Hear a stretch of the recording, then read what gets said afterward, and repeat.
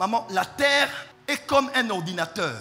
La terre a une mémoire. La terre peut enregistrer des informations. La terre peut être programmée. La terre peut être déprogrammée. La terre peut être reprogrammée. Parce que la terre a une conscience neutre. Elle porte en elle les informations de ceux qui au départ ont connu les lois de l'esprit et ont parlé sur elle. Dieu dit terre, terre, terre. Il dit, il prend à témoin les cieux et la terre. Il dit que la terre reçoive ses instructions. Frère, quand Dieu parle à la terre, de la même manière que l'eau mouille le sol là écrit ce que Dieu a dit.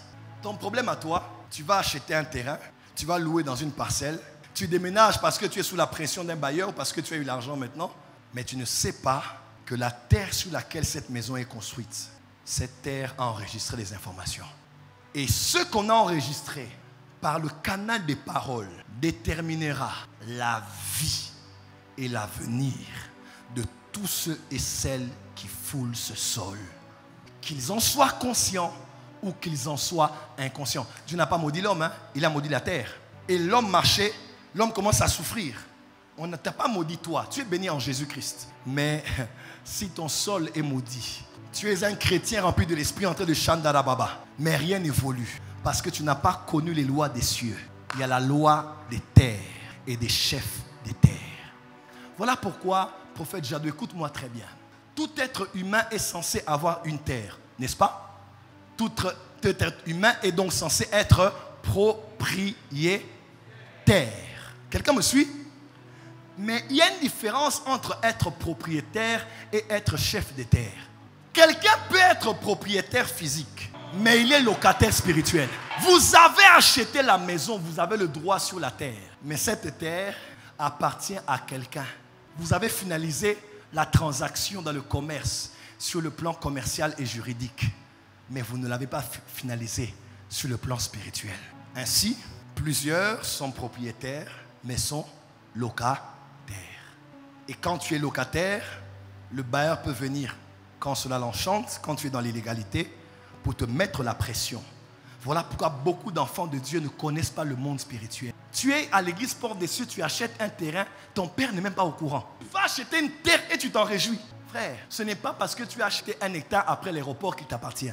Il y a une transaction physique qui a été faite. Et même, vous allez chez le chef coutumier là-bas, à Maluku, pour aller arranger les choses. Tu es un chef spirituel ici. Appelez vos pères, appelez vos hommes de Dieu. Papa, même si tu es à distance, je prends l'eau. Parce que la terre a été tirée des eaux. La terre émane à partir de l'eau. Papa, je prends cette eau, je vais verser l'eau sur la terre. Papa, tu es avec moi sur FaceTime. Je suis ici à Maluku. Papa, tu es en France. Où que tu es, parle.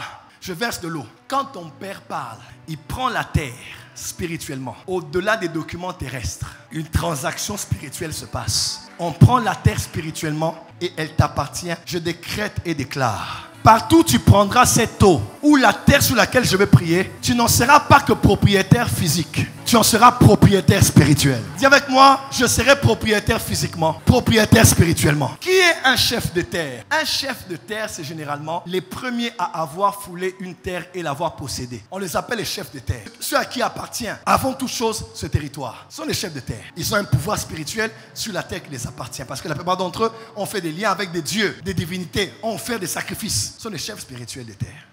Mais aujourd'hui, Dieu m'a dit, dans mon esprit, il veut élever un peuple qui va dominer dans l'immobilier. Est-ce que vous savez que pendant la crise mondiale qui est arrivée autour du 11 septembre aux États-Unis, dans toutes les synagogues, prophétesse Raïssa, on faisait passer un message aux Juifs, acheter les terres. Les Juifs avaient pour ordre d'acheter les terres quand on parlait de récession. Les gens souffraient, il n'y avait pas d'argent là. Les Juifs, they were buying land, buying land, buying land, buying land. J'étais invité à la synagogue de Paris avec mon frère qui est auprès du Seigneur. J'étais avec le pasteur Chris Crampion. On y était et on a visité la synagogue. Il faut voir comment les Juifs sont riches. Ils achètent des terres. Dieu veut élever ses enfants au point où ils vont acheter des terres.